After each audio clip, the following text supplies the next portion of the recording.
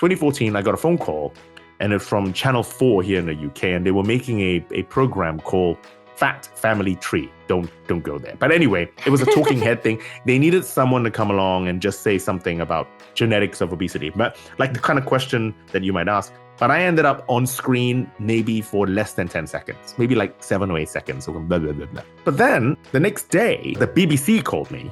Then it says, "We saw you on the thing. We think we can do better." I said, "Okay." Welcome to the 80th episode of the Struggling Scientist podcast. We are a podcast by scientists, for scientists, anybody science adjacent, and perhaps even hobbyists. My name is Susanne, and I'm here with my co-host Jeroen. Hi. Today, we're talking with Professor Giles Yeo, a scientist very well known for his work on the effect of genetics on food intake, diets, and obesity. He has written 2 books about the topic, Gene Eating and Why Calories Don't Count, and has presented science documentaries for the BBC. He is overall known as the expert on everything weight loss and food related, and we are really excited to have him on our podcast. In the last episode, we asked him all our questions about the science behind diets, and in this episode, we will also talk about what it's like to be a scientist in the public eye and do so much in the science communication world and outreach. So let's start. Now, we're going to switch the topic just a tiny bit towards science communication, because you as a scientist have also been very active in outreach and science communication. You have written books, you have presented documentaries for the BBC, been on radio and TV shows, and even given TED Talks. We wanted to know, how did you get started with that? And is it something that you've actively pursued? Is it something you've always wanted to do? I think, as with most things in life, I ended up in it by chance. So, okay, I hope you can tell I'm not neither either of you. I'm not a shy person. So I think so. It suits my temperament and my character, but by chance. Actually, what happened was I do remember how I did this. So obviously, like what you're doing now, I've always had an interest in speaking to people about science. You know, I did the science festivals. At the time, my son's primary school needed someone to go and talk about the genes and things, and I'll go do that, right? And it's always interested in me. But actually, 2014. So I remember when it became more than just a scientist doing the normal things that he or she does. 2014, I got a phone call, and it's from Channel 4 here in the UK, and they were making a program called Fat Family Tree. Don't go there. But anyway, it was a talking head thing. They needed someone to come along and just say something about genetics of obesity, but like the kind of question that you might ask. But I ended up on screen maybe for less than 10 seconds, maybe like 7 or 8 seconds. So blah, blah, blah, blah. Okay, the kind of thing. Involves the brain, pretty much, is what I said. But then that wasn't it. That was just a talking head. The next day, Channel 4 is one of the commercial stations here in the UK, but the BBC called me, and which is obviously the state thing, and far bigger, called me the next day, immediately after, and says, "We saw you on the thing. We think we can do better." I said, "Okay," and so they did a bigger program, and it's called "What's the Right Diet for You?" All right, and here it was 3 episodes. It involved a number of other professors in addition to me. And I ended up being on screen for about 10 minutes, which is actually a long time. Okay, for over three episodes of it. So 2 things happened after that changed the trajectory of how I did it. First of all, immediately after the 3rd show aired, I had a phone call from a book agent. Okay, now my role within the program, so the What's the Right Diet for You setup was this. I think it was 200 people or 100 people. Anyway, many people who had obesity and were having problems losing weight. And the concept, which is still sound, we probably didn't do it very well, but it was still sound, is why were they eating too much? Okay, and so we broke it down into 3 categories. Okay, and we called them I did their genes, and we looked for people who had a high genetic reason for it. Someone measured their GLP-1 levels. This is pre-Ozempic, but we already knew about GLP-1. And someone measured whether or not they were likely to eat when they were stressed. Okay, and I had the genetic side of things, and then we in effect followed them up and put them on different diets to see if we could get them to lose weight. So everything of what I just talked about. The book agent says, "Would I like to write a cookbook based on our genes?" No, that's what I said. And so what I said was, I probably have a book in me, but it's in my head somewhere. And so, but that meant, and it began a conversation. So I began a conversation with this agent, which lasted 2 years before my first book came out. So that's the first thing that happened. It began to enter in my head and went in. The second thing that happened was here in the UK, we have these science festivals, so like music festivals, but for scientists, okay, for nerds. And the biggest one is called the Cheltenham Science Festivals in a town called Cheltenham, and the BBC have a tent there. And this is what they asked me to do. They says, look, we have a tent. We want to do a Q&A based on what's the right diet for you. Would you come on Saturday? We'll buy you tickets. We'll get you the train tickets. We'll pay for everything. And we want you to do the Q&A with the presenter, who was someone famous, and the director. So yeah, I mean, they paid for everything. So I went along. But everyone wanted to know more about the genetics of obesity. In the tent, there was probably about, 300 people in the room, but wanted to know more about the genetics of obesity rather than the actual making of the program. And so I did most of the talking, as I'm doing now. And unbeknownst to me, sat in the front row was a senior BBC executive who I wouldn't know, right? Because they're executives. You don't know what they look like. So he came up to me after and says, "Oh, we need to work with you. We need to work with you." I thought it was a little bit of media, blah blah, but no. Then he sent a couple of producers up to Cambridge 2 weeks after we started conversing, and I got my first documentary. Then I got my second documentary. Then I got my first book. Then third, fourth, and then bang, I went in. The TV side has probably died down since COVID, so things were going actually, and then what then happened was COVID hit. A lot of the productions were shut down, understandably. And people then wanted to hear more about COVID. And I'm not an infectious disease doctor. So there was no reason for me to actually pop up. I began doing more podcasts. I wrote another book. I did more radio. And this is the reason why I got this microphone, which I have now, which I'm speaking to you on, is because it allowed me over COVID to do these things. And I did it because I did a radio program. And instead of getting me into the studio, which still wasn't allowed, they sent a courier with this exact microphone. And I did blah, blah, blah. I did the whole thing. And it sounded great. It sounded like I was in a studio, and everything. So when I sent the stuff back, I pretty much bought exactly the same kit so that I could do this, so that I could, when I'm recording with you, then the voice sounds a bit nicer than if I use the normal Zoom microphone. That's the thing. For sure. And then bang, I got into it. Now, it happened to coincide with a time that I was unhappy in academia, which I think we have been. Okay, for any different reasons, we don't have to go into the details. Grants were down. I was having difficulty publishing papers. I was having political issues. All of the normal reasons why you get unhappy in a lab. And I was deeply unhappy, actually. And I wanted to leave.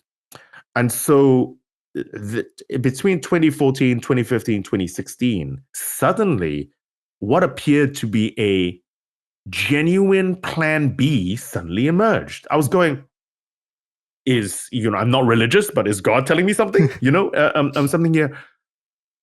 Turns out, it turns out there's stress everywhere, there's politics everywhere, unsurprisingly. And what I saw when I got into the business, either on radio or TV, and people, first of all, they were all freelance, so they all didn't have any job security at all. You work from job to job. It was stressful, you're chasing the job. And so what I realized after I did a couple of these TV programs was I didn't want to do it full time. I was actually happy being a scientist. And because I was doing something a little bit different, because I'm speaking to you now, because I was writing books, and you might think, yeah, but you write for a living, and we do, right? We write papers, but it's very different to write a popular science or speak about popular science compared to giving a talk and writing a paper. And for me, that's all I needed. The science communication gave me a way to use my brain and my speaking skills, shall we say, in a slightly different way, almost like it was like a holiday. So I felt like I was doing something different. It gave me perspective because I'm a molecular biologist. Ultimately, I work in a lab with small colorless liquids, right? I'm not a clinical researcher. I don't see humans. I work, aside from the people I work with in the lab, obviously. So it gave me perspective because I interviewed people. I saw people who actually had obesity, and it made me a better scientist. And actually, it it was what I needed to balance my head out. I became a happy scientist again, and I stayed. So I didn't end up leaving, and I ended up then being able to do this as an extracurricular activity. Is it hard to balance that with your work as a professor? Are we secretly delaying your next publication by inviting you on our podcast today? Or no, it was a very good question. So when I first started this, now that I'm a professor, actually, it's one of these things where people tend to leave me alone. So my balance is my own problem. Okay, and I try to do it. You're right about writing. I don't know if I'm gonna have. I have a third book rattling around my head, and I don't know if I have the time to do it. So I'm still thinking about it, because the problem is the moment you write the proposal, and the moment someone buys the proposal, and the moment you sign the contract, you have to deliver the book.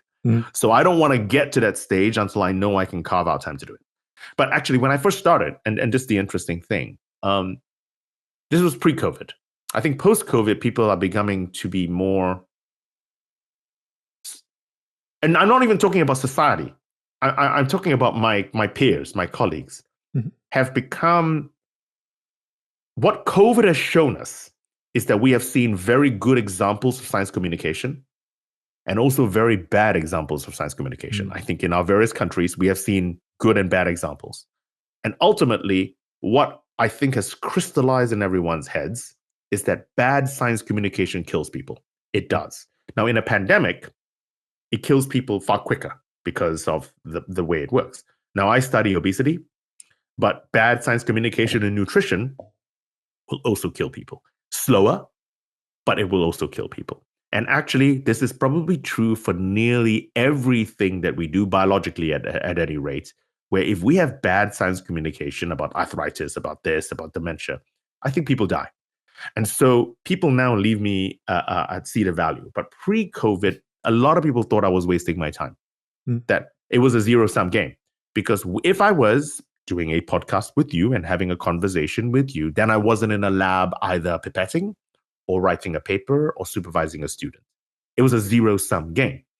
But it did not take into account what I told you, that the fact that I was doing the communication gave me perspective, made me happier, so I stayed within the field, and made me a better scientist, which means that I was more efficient in terms of the kind of questions I was asking. So initially it was a fight, and actually I took my time down. I said I'm not going to fight with you guys anymore. I went down. I went to university. I says I'm going to buy out just pay me 90%, because I wasn't doing it full time. I said pay me 90%, because I was what I was doing otherwise made up for that 10% anyway. I bought myself out. So 10% means I had 5 weeks in a year that I could do whatever I want. And because no one was paying me to do it, I could do whatever I want. Then but when I became a professor, I just went back to full time, and people now leave me alone. So it's fine. Nice. Maybe an additional question. Do you think there are things that need to be done in order to make things easier for scientists to do science communication? I think a few things. Not everyone has to do science communication as like me, because I think you've got to play to your strengths. I like writing the books, and I can talk forever, as you no doubt see, and are regretting having me on already. But actually, science communication is not only about talking. Some people might write very well in newspaper style. Some people might have good art. Some people might be beautiful musicians. Some people might have draw. Some people work better with kids. And so I think there are a couple of things. First of all, and I give workshops on how to communicate science to the public.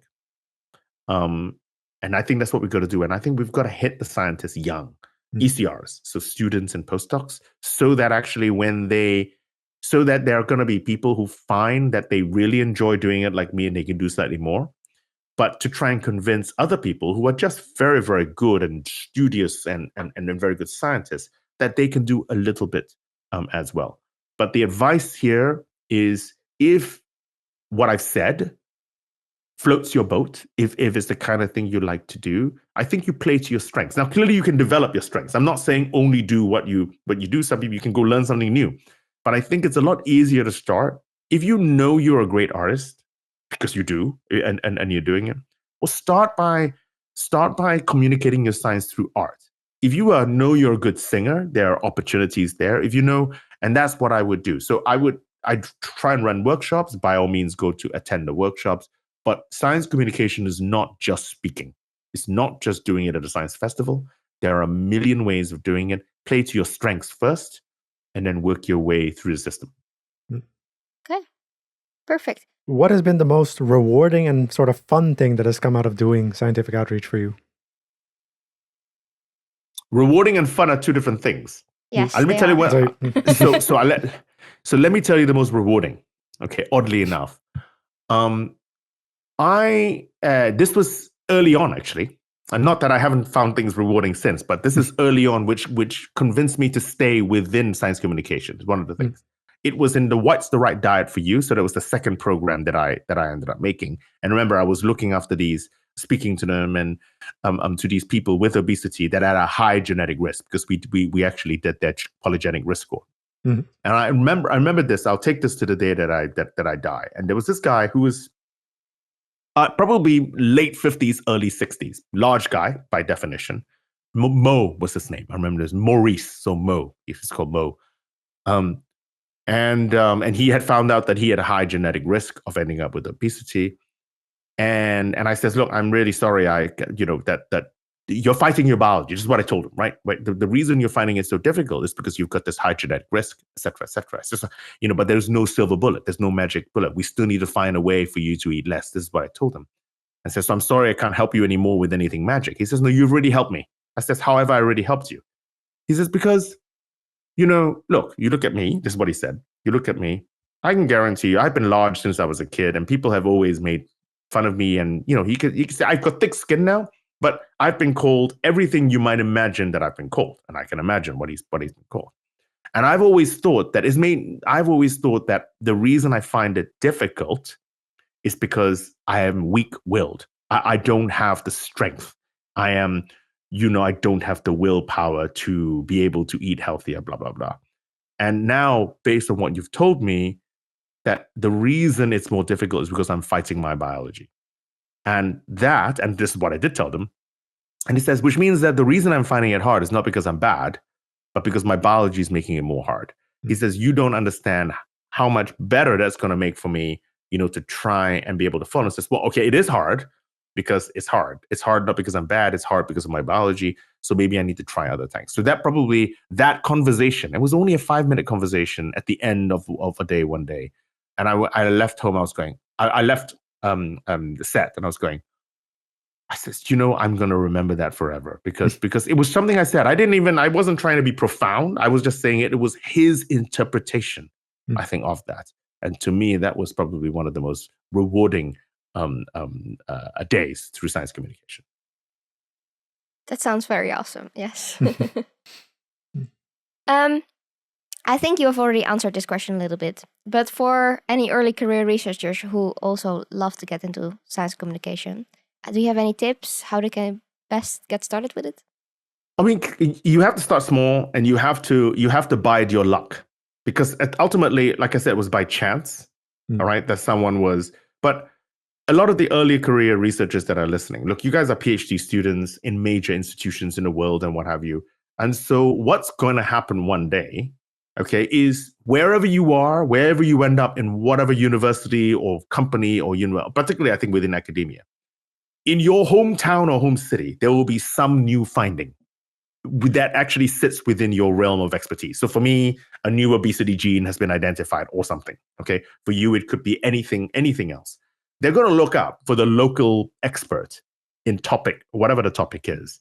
And so the chances of you being called up is actually quite high. If you've got a PhD, particularly if you come from within your country, from a major institution somewhere, the chances of you being called is actually quite high. Don't shy away. Okay, practice, figure out what you're going to say, do it. Okay, so because if you don't do it, because ultimately you probably came up in a Google search because you are an expert in that very small thing that they found out about. Okay, and so don't say, oh no, I'm too shy. Oh no, someone else will do better than me. No, they asked you. practice. Don't just walk into it and don't practice. Practice and do it. So that's the first thing. If someone calls, do it. Otherwise, start small, work within your community, your institution, and take the opportunities that arise from there. That's what I would do.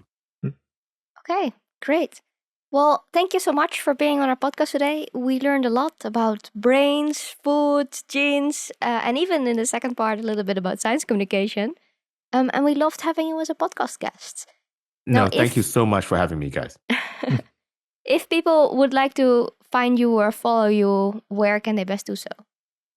Oh, so if you just my name, Giles Yeo, at Giles Yeo, all of the socials, and LinkedIn and things like that. Because nothing complicated. So because Giles Yeo is a weird enough name. So if you squash the two together, Giles Yeo, and I hate to say this, Google it. You'll find all my various socials. But I'm on Twitter, now X, whatever the hell they call it. Instagram are probably my two big things. Okay. Very cool. Yes. For our listeners, if you have any questions, suggestions, or comments, you can reach out to us via our website, thestrongenscientist.com. You can also check out our website to sign up for the awesome Journal of the Struggling Scientist, also known as our newsletter. And if you have enjoyed this episode, then leave us a rating on your favorite podcast listening platform, as it helps us grow and reach more struggling scientists out there. You can follow us on social media. Jadon, which ones are those again? X, Instagram, Threads, LinkedIn, Facebook, and YouTube. Yes, thank you so much for listening, and we hope to see you next time. Bye! Bye! That's a wrap.